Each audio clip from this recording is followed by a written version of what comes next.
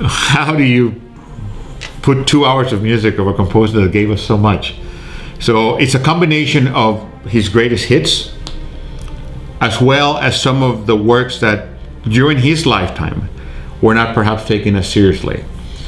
To a lot of people, they may not realize that Bernstein, besides being the great film composer, the great Broadway composer, and the great conductor of the New York Philharmonic, was also a very serious symphonist. He wrote 3 symphonies, and on this program we are doing his first symphony called Jeremiah, which is actually from the 1940s.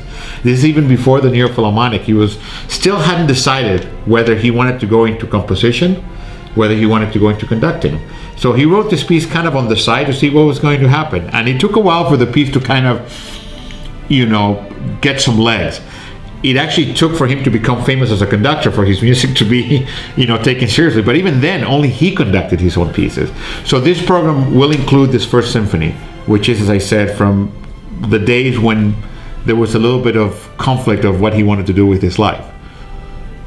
Of course, on the same program, West Side Story, the symphonic dances, which is not only from the movie point of view, but from musical point of view, it's one of the most famous tunes that you can find.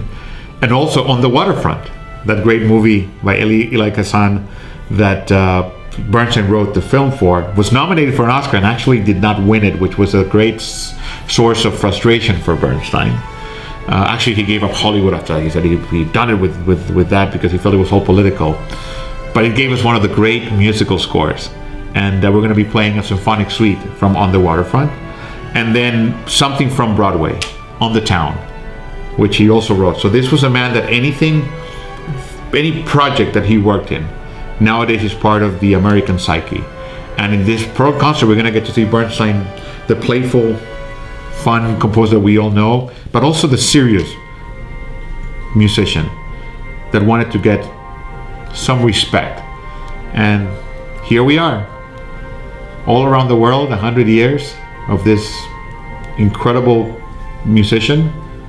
We're all observing it, and here in Nashville, because of our commitment to American music, we have to stop and reflect and celebrate the great life of this amazing conductor.